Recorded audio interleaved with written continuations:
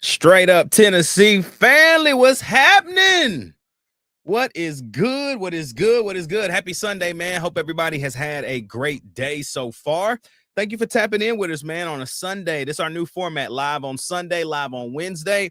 And tonight, I got that boy C2 with me. So we're going to have a good night, man. We are talking all about what happened earlier this past week. Tennessee goes down to Gainesville, and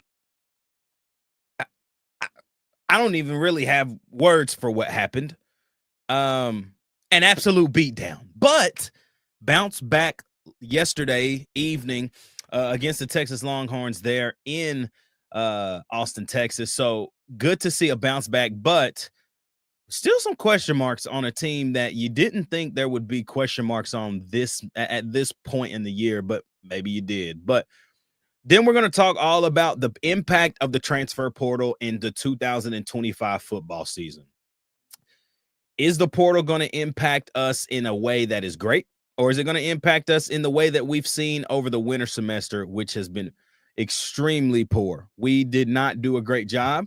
And is it going to be something that Heupel continues to do and we get excited about getting the 20th best player in different positions, or are we going to turn it around and start to spend some money? I don't know, man. Me and C2 going to have a great conversation on it tonight, though. Let's see what goes down. So y'all know what it is, man. It's Straight Up Tennessee, baby. Welcome to the Sunday show. Dang, man, it's Sunday. Sunday rundown. Weird.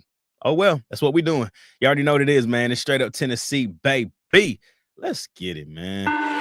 First play, second quarter, touchdown Tennessee. That throw's intercepted. Pierce down the sideline. Touchdown.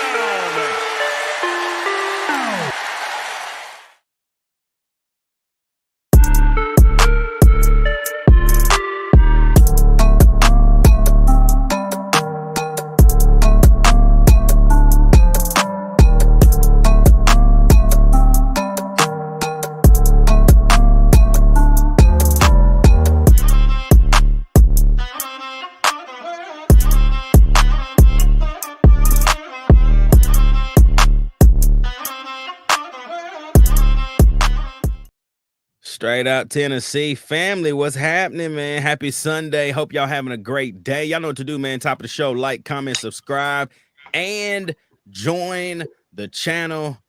Apple and Spotify, what's happening, man? Happy Sunday. Actually, happy Monday to my Apple and Spotify people. Rated 5 stars, man. Let the people know why they need to be listening to Straight Up Tennessee, baby. C2, bro. I mean, like, what's up, Brody?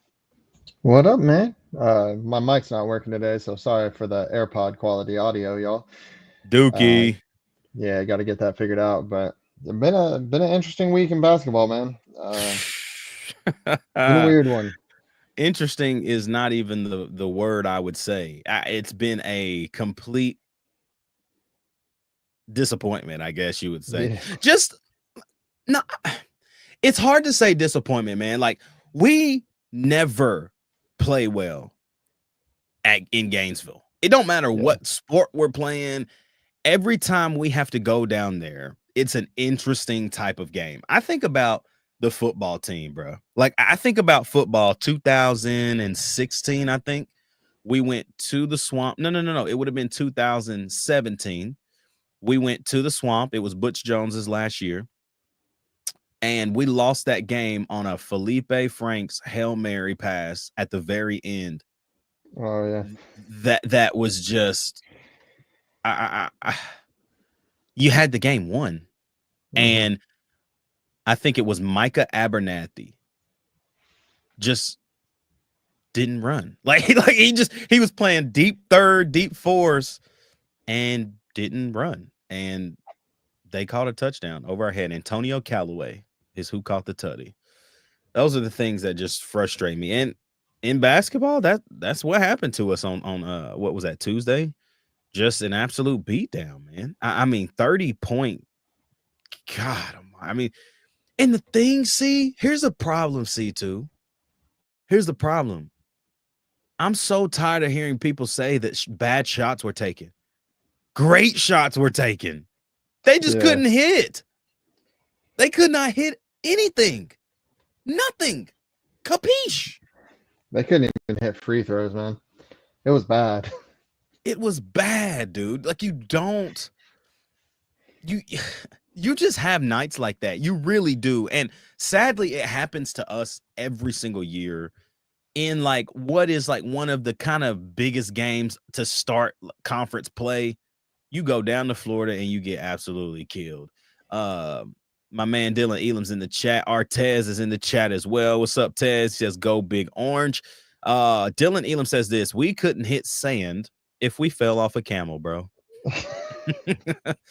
It was bad. It was It bad. was I really mean, bad.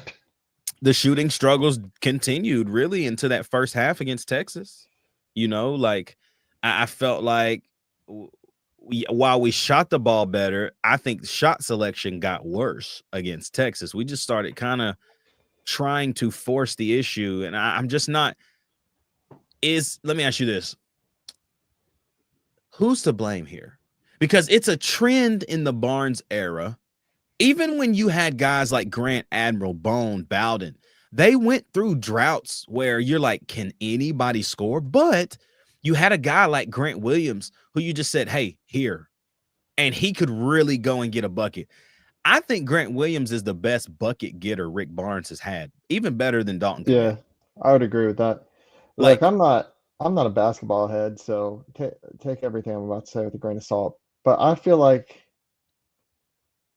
it's twofold on nights like that. It's mental, right? Like you're overthinking your shots, even if you've got a good shot, because the past several haven't gone in. You're overthinking your shots, and that's making them even less likely to go in than they were when they had a force field around that bucket. I don't understand how things weren't going in. But I think secondly, and this is the part that's probably could be a bad statement from me. I don't know. I didn't really play basketball that much growing up.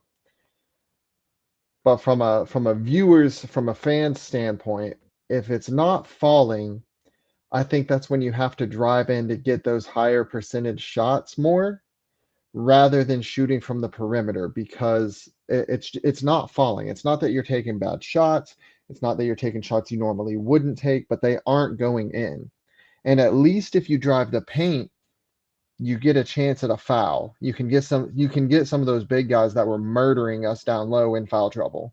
boy, they was killing Really, us. the only hope we had of winning that game was if their whole team fouled out because we weren't hitting a shot to save our lives. Mm-hmm. You put yourself kind of in this situation. Let's go back to last week. Tennessee Lady Vols against the Oklahoma Sooners. There's 8.6 seconds left on the clock. Out of bounds play is drawn up perfectly by Kim Caldwell. You don't have your best 3-point shooter with the ball in her hands, but she is so open. And the year before, Tennessee lost to South Carolina with South Carolina's worst 3-point shooter hitting a bank three to send them on in the SEC tournament. Yeah. So we talk about high and low percentage shots. What's your take on that shot that Sarah Puckett took and missed? And we had plenty of time still on the clock to make something happen. Okay, so here's my thing with that shot. I get it because she was wide open. Like there wasn't anybody within 3-4 feet of her. Nobody left, right, However, behind, or in front, bro. It was crazy how yeah. open she was, bro. However, best case scenario, you make that shot. They then have at least 7.5 seconds left. They can call a timeout to advance the ball. They have plenty of time to go score as well. Yep. So like best case scenario, you give us the lead, but you don't win the game by taking that three by any stretch. You might win the game, but it's not a surefire thing. So that's why I personally wasn't a fan of that shot. There was not enough time for us being down to take that risk of a low percentage three. Yeah. But there was too much time for us to have made that anyway. It's like when you go out with a 2-minute offense and you score in 30 seconds. Yeah. Great, you Or you scored. do or you do what Texas did and they Yeah. got so excited that they scored before halftime just to get scored on a halfback screen. That was so bad, man. I don't Golly. want That Their was whole defense unbelievable, was bro. asleep. Unbelievable. You just fall asleep like that, like they not gonna try to make a play. Come Yeah. on, people. It's freaking Ohio State. Like they're gonna try to put it on you if they can. Um, I'm in agreement with the Sarah Puckett thing. I don't think it was a bad shot necessarily, but I do think that there were better options to if we knew, like if the play was drawn up first, that person, whoever caught that ball there to be that open, and we just thought it was best to be her, then I got an issue. That's where I'm Yeah. at with it. It's like, okay, was that because they did not believe that she could hit the shot as far as Oklahoma? Or was that play specifically drawn up to where we wanted her to touch the ball there and No. have that shot? Yeah, I don't think it was drawn up that way because you could see the shock on her face when she caught the pass that there was no one around her. Which is actually an added reason I don't want you to take that shot because you're like emotionally you're off. You're like shocked you're open, like you're just, Yeah. you're Yeah. not in the right headspace to take that shot. But, Yeah. it they all props to the Lady Vols. They are far more competitive than I thought they would be going into year one. I thought she would be a good coach coming in. Don't get me She wrong, can but coach. Good.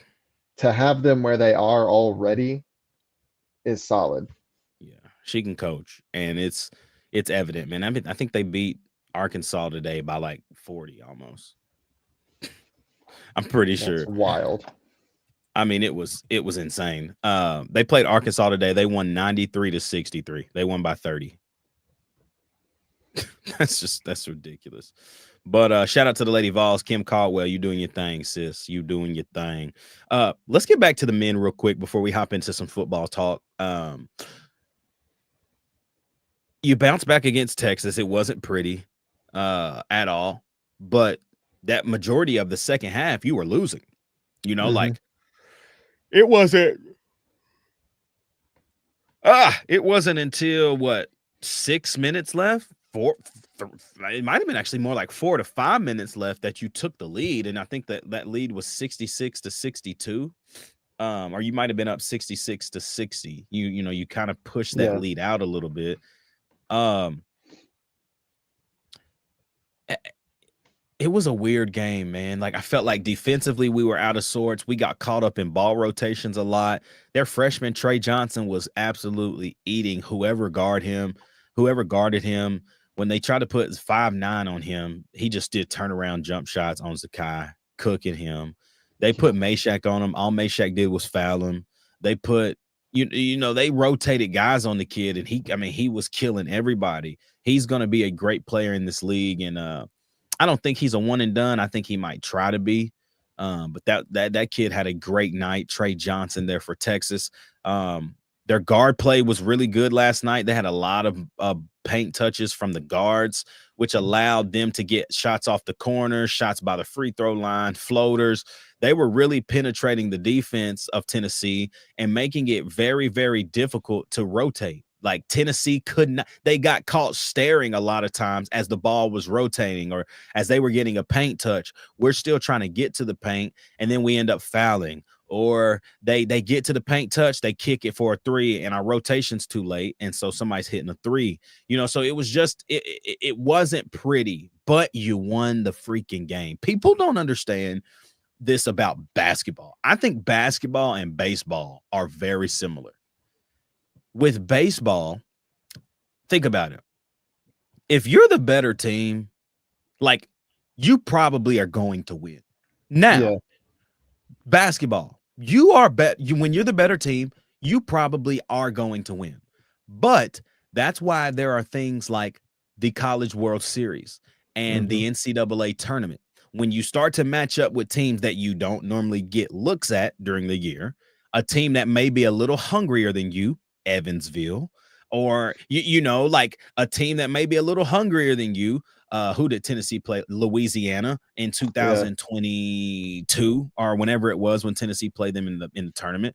Like you play a team that's a little hungrier, and then you're like, oh shoot, we're in a dogfight. But if you come out on top in dogfight games, it shows your team that you got resilience. Like you can take a hit. You can get hit in the mouth. You can go down 15 points. You can go down 10 points. You know, you can go down 7 points in a football game, and you can show some resilience and win. But I said this, man, it takes me back to football. Tennessee all year, what did we do? We came out flat, we came out slow, we had to get a fire lit up under us, and then we started playing well. And the reason we would win those games is because we were just better than the opponent. I think about Vanderbilt. You're down 14-0 with 10 minutes left in the first quarter. Yeah. I know watching the game there, Dylan was there as well. I had no doubt in my mind that Tennessee was going to come back and win this football game somehow. But it's when you go to Ohio State and you get down 7 and you're like, okay, cool. And then you come out and lay an egg again, and then you get down 14, and then you get the ball back again, and then you do it again, and you struggle there. And then you look up, and in the first quarter, you down 21-0. You're not coming back from that, right? No, Like, not against a not team when like it's that. a good, not when it's a team like that. And so my thing with the Tennessee basketball team is this: we cannot continue to do what we've done this past week and expect to continue to win games. Like, basketball is so different. Georgia, don't sleep on Georgia. We got Georgia this week we got Georgia at home, I believe, Yeah, I think they're actually, at home. on Wednesday. Is that right? Yeah, it's on Pretty Wednesday, and Yep. they are at home. Yeah, and then we go at Vandy, which is And also then a we're home game. going to and don't sleep on Vanderbilt, man. Vanderbilt got the transfer portal, bro. Well, really Yeah. firing Jerry Stackhouse, it helped them a lot. But the portal, man, like, you can't sleep on really any roster. And so, with Tennessee basketball, we've got to get back to a place of where, like, we come out and we just kick your tail for 40 minutes and you don't have a shot. And we did that against Arkansas, made them look horrendous. You played horrible against Florida. Florida beat the brakes off of us. You play below average against, Texas yesterday, last night on the road. You get a home game. This week is kind of that, like, get back on track week. You should not lose to Georgia at TBA. Yeah. You And they should not have to. lose. You have to, because good Because the old schedule Auburn, coming after that is rough. We it's got not pretty. home Mississippi State, at Auburn, home Kentucky, home Florida. And then we get Missouri at home. Then we're at Oklahoma, at Kentucky. That's a gruesome 3 weeks, bro. Like, and here's going back to kind of what you were saying with basketball and baseball. All sports are heavy momentum games, right? Absolutely. But I feel like basketball and baseball are two of the more difficult sports to get momentum back on your side. I would Because, agree like, with you. one big play in football, even if you're still down multiple scores, it can feel like, okay, we got this now. We can get this back. We can figure Right. this out. Right. Draining 1-3 in basketball doesn't do that if you're down 10 plus. No, Like, no. you've got to hit multiple. And so our team right now, I don't really feel like has any momentum built up to go into that 3-week stretch. So Yeah. we need to come out firing against Georgia, firing against Vanderbilt, and we can't give the ball away. What was it, 15 times? Yeah, it wasn't Yeah, pretty, bro. 15 turnovers against Texas, 12 turnovers against Florida. In both of those games, we out-rebounded the other team. No, sorry, we didn't in Florida. But we were rebounding fairly well in both games. We had over 35 rebounds in both games, but we gave the ball away a third of the rebounds we got. Yep. There's no point in getting the rebound if you're just going to give it back to the other team. Yeah. You just did all the hard work for them and then gave them the ball back. Yeah. Dylan says this: my glaring issue is we really don't have anyone that can score at will off the dribble. If we're not open off a screen or going to the line, we're in trouble. That is where Dalton Connect and Chaz Lanier are very different scorers, right? Like, while Chaz can get his own bucket off the dribble, he doesn't have that first step that DK had, man. DK had a first step that if you got ate up on that first step, man, he's got you beat. Like, it's you're beat. And so not having that, man, is definitely hurting. You can feel it. You can feel the tension, and like it just feels like we're slow pace on offense sometimes. If we're not in transition, if this team isn't in transition, it's really boring to watch us because our offensive half court sets are just trash. Um, Adrian, what's up, my boy? Member of the channel, man, for almost a year now. That boy pops in and says, "Final four or bust?" Question mark.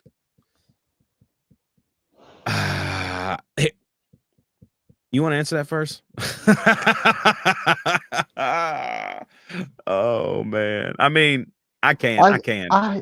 I maybe could have agreed with that at the beginning of the season, but not after watching us play.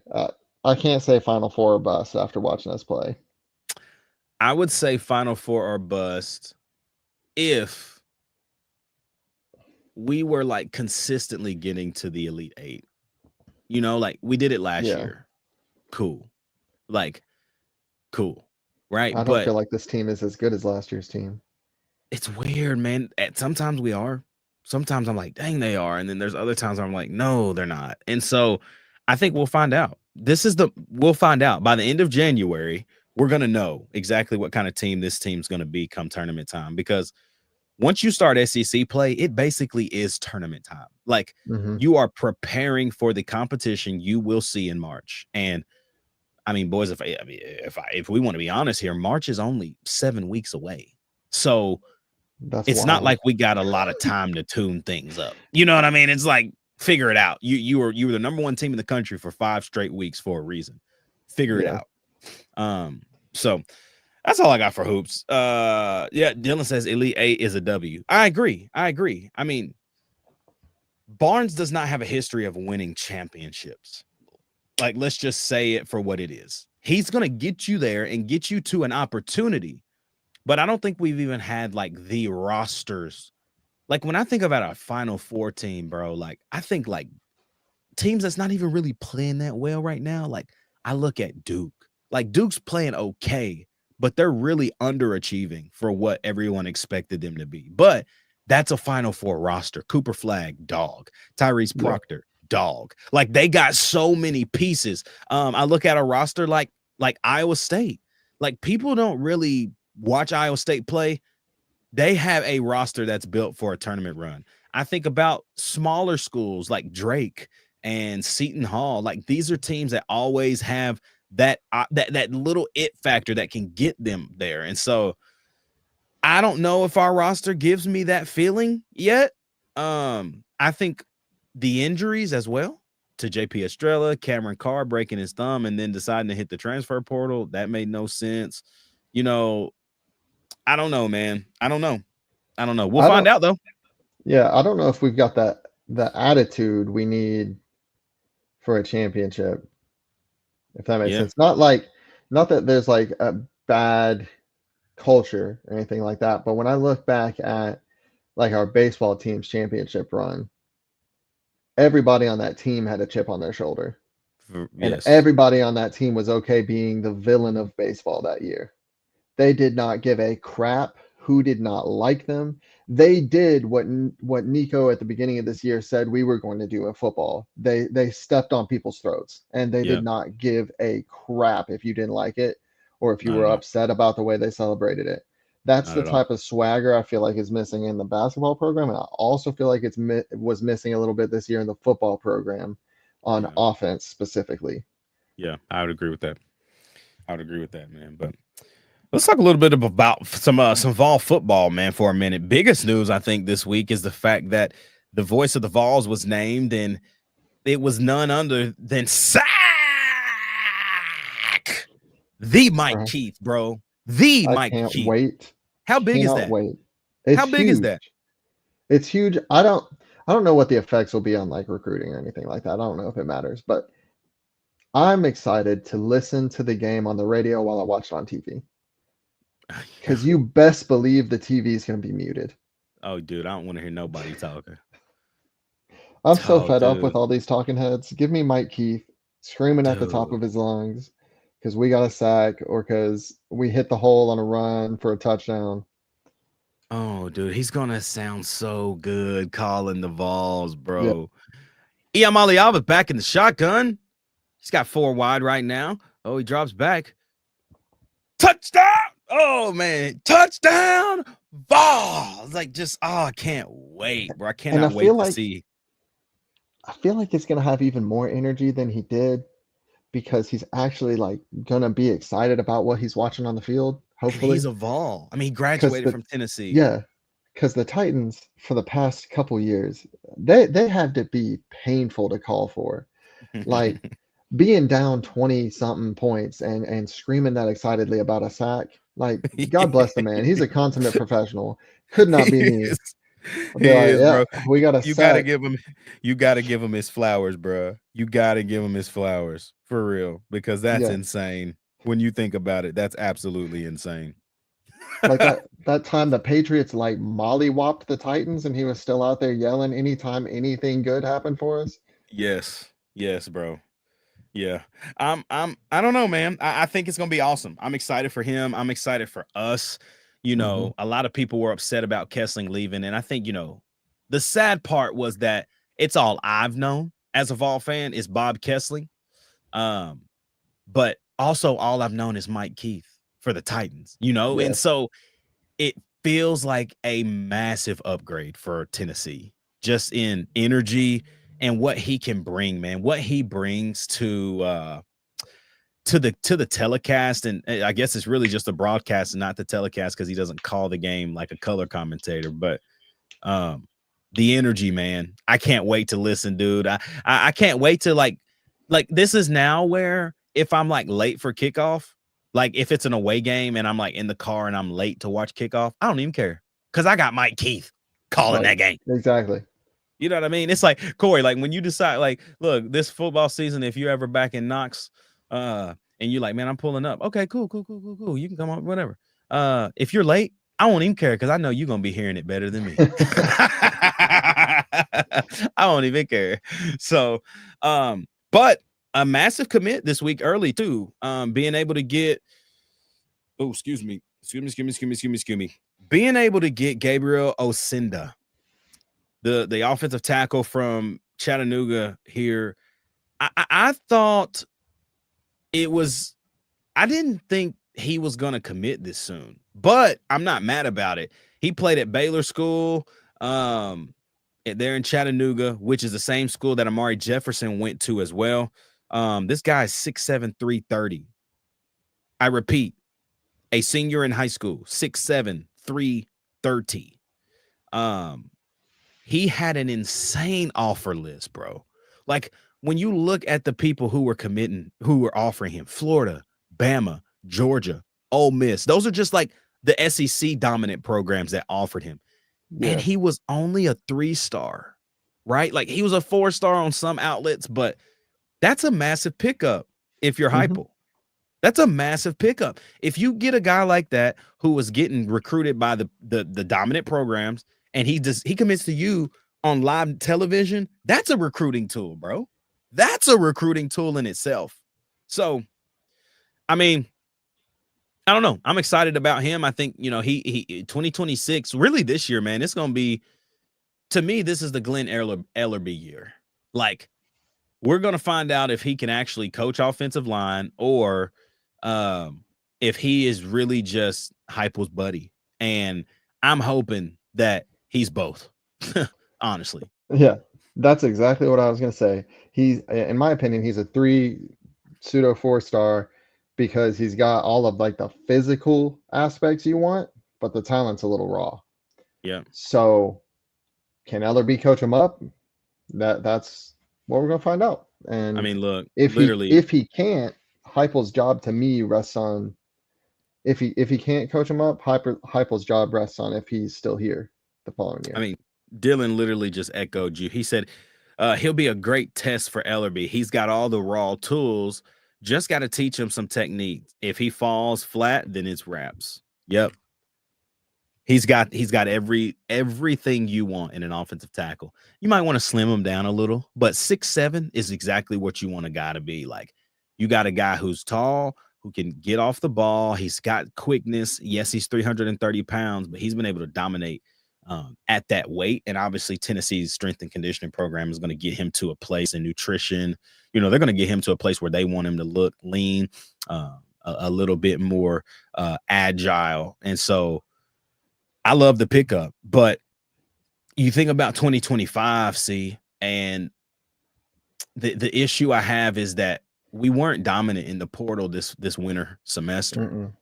And while I'm not worried, you get guys like Boo and Mike Matthews back, like that's big for us, right? I think Mike Matthews really is going to be a dog, but I do also think, and now I have seen that, and I was talking to Turner about this. Think about year one of Heupel. Think about what he brought to Tennessee. He didn't really bring anybody out of the portal with him, yeah, Gaston Moore came, but he was fourth string at that time, or he wasn't really going to play, right? Like, he didn't bring really anybody. But he got a guy in Javonte Payton, Velus Jones, and Cedric Tillman. And he took three guys who were pretty okay receivers. I mean, that might have been the best year of receivers we had, was year one. Like a collective group, not just like as a group, one sync, but like that group that year. Velus went to the league. Now Cedric Tillman's in the league. Javonte Payton had a stint in the league. I think if Javonte Payton had 2 years with Heupel, he'd still be in the NFL. Yeah, he was a grad transfer. It just kind of happened the way it did. But I mean, then you look at 2022. What happened in 21? Jalen Hyatt said it over and over and over again. He kept saying, I did not apply myself nor work hard enough in 2021 to be where I wanted to be.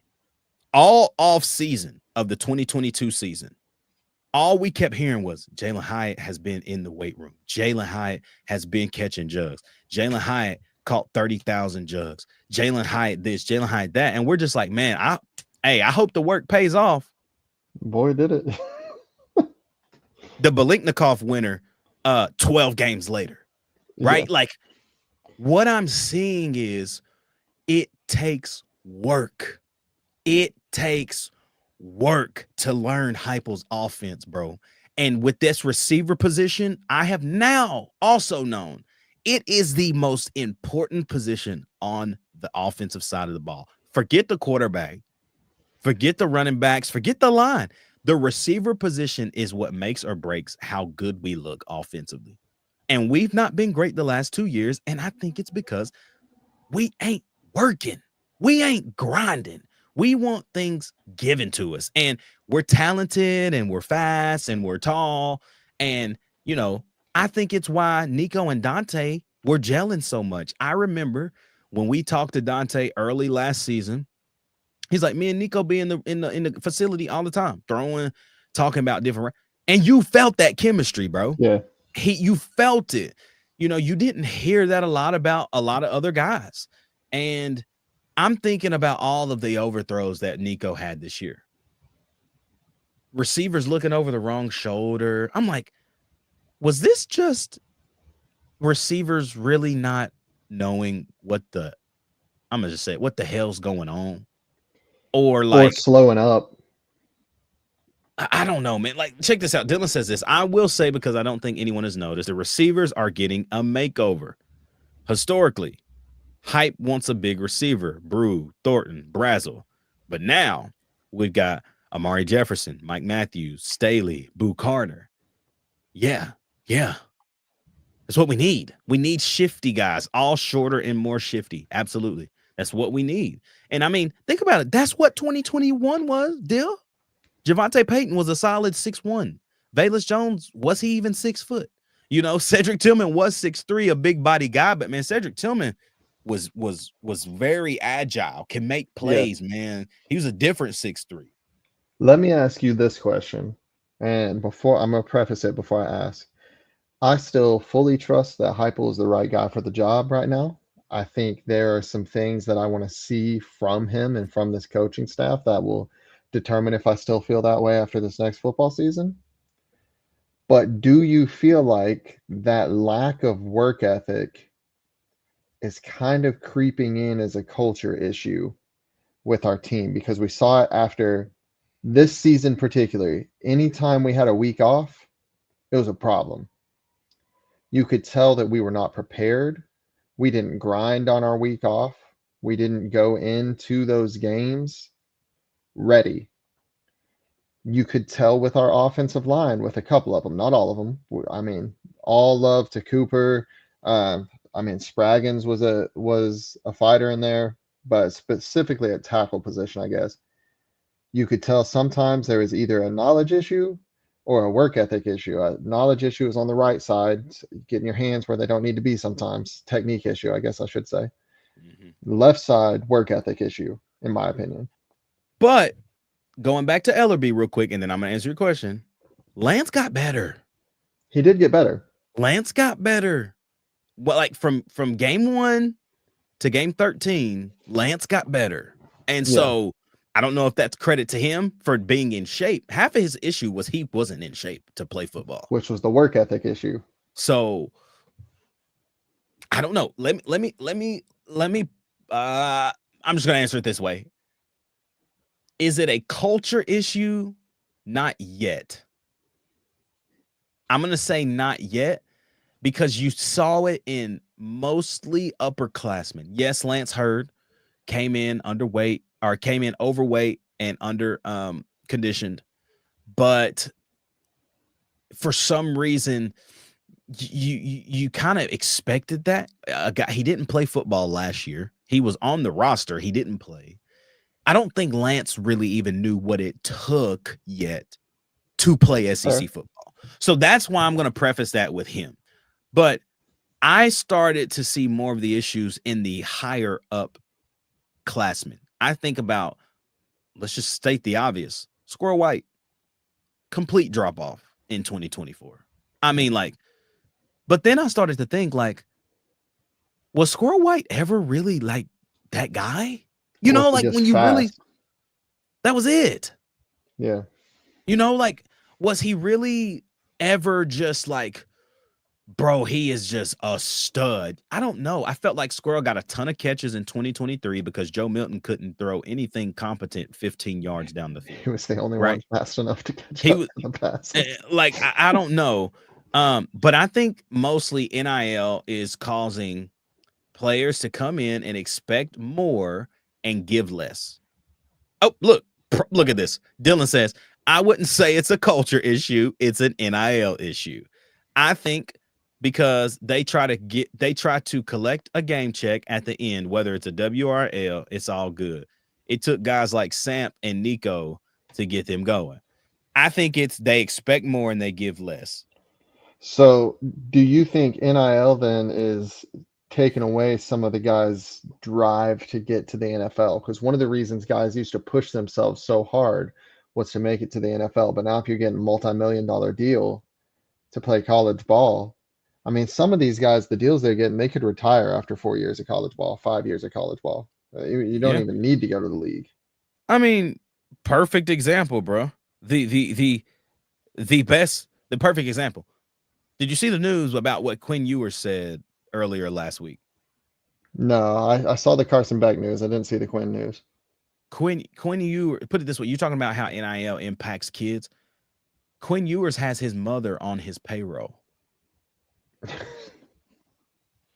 He pays his mother from NIL. So that tells you all you need to know about how much money these kids are genuinely bringing in. Mm-hmm. And while I think NIL was great for the player, I feel like it is completely distracting the game, and it's hurting the game of college football, the excitement, the intensity, the passion, the tradition, that part that we all fall in love with.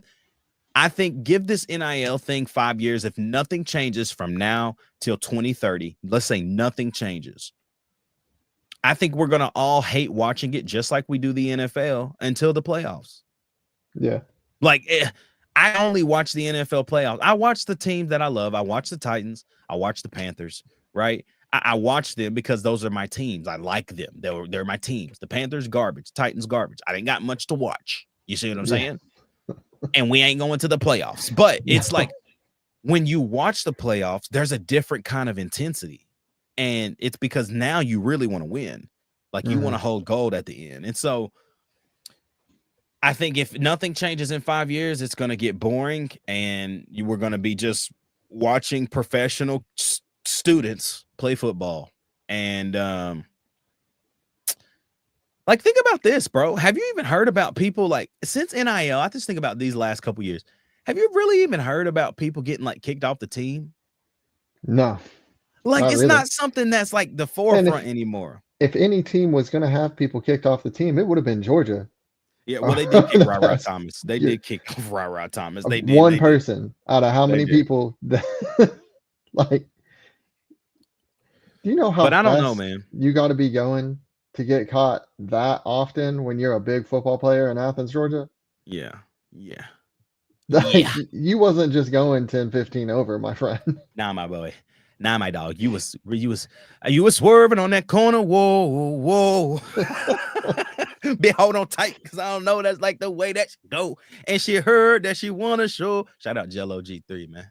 And I might swerve in that corner. Whoa. Oh man. Listen, let's wrap this thing up, man. Tennessee basketball, obviously big game on Wednesday. We'll actually be live on Wednesday. I don't know what time yet. Tennessee plays, I think, at 6 Central. We might be going live and watching the game, just talking about it, talking about some football, talking about recruits. We'll see what goes on. But it's a big week, like you mentioned earlier, dude, about Tennessee basketball. This is the get back right week, because you can't have that get back right week in 2 weeks when you got to go and play Mississippi State and Florida. And Auburn. And Auburn. But you've also got Florida the following week, so you better get it together. This is your get back week, and you better get back right, or else we're in trouble. We really would be in trouble. Yeah, one last key point from the Texas game, because there was one thing that I saw that I liked as we got closer to the end of the game. They did stop. Well, one player did stop taking the threes and start driving to the paint and trying to score. The problem is he's one of the shortest players on our team trying to score on people who are half a foot taller than him. I will say this too. Shout out to freaking Darlin Stone Dubar. That's the guy we thought we were getting. Like, that guy we've seen, that guy I saw for that's the guy that I thought we were getting. And I'm hoping that now that he's getting some confidence, his minutes go up and his production goes up. That'd be great. Bro, he was hooping. He was hooping, bro. We need him out there. He's a great defender, long, stretchy, athletic, but he can shoot the ball. He can play off the dribble. You know, he might be the guy that plays off dribble. I don't know. He might be the offensive catalyst that we need. Like, he can play off the ball. He can play off the ball. He can play with the ball. He can shoot the three at 6'8", 6'9". He can get to the paint easy, can jump out of the gym. That putback dunk was, filthy. But he plays hard, man. Like, that's what you need on the court at all times. He just plays hard. And so I'm hoping his minutes and his production go up. And it's a good week to get some extra minutes and get ready for this gauntlet 3-week period we have, bro. So, but y'all, man, we'll be back on Wednesday, man. Me and C2, whoever else joins us, we'll find out. But till then, man, I hope y'all have a great rest of your week. Happy Sunday, happy Monday, Apple and Spotify. We love y'all, man. Thank you for the love and support. Like, comment, subscribe, join the channel, and we'll be back live Wednesday. Hey, everybody, I know I typically never do this, but if you're watching right now, in 15 minutes, Talking Vols, Boogie Bentley, those guys, they are actually having Amari Jefferson live on their show. Really cool and really cool opportunity. I'm going to be tuning in. So y'all go ahead and tune in as well. I would never push people to another channel, but I just felt like I should. So y'all go watch it. It's going to be dope. So for my guy C2, it's your boy Ruck in the building, man. You already know what it is. It's Straight Up Tennessee, baby. We'll see you live Wednesday.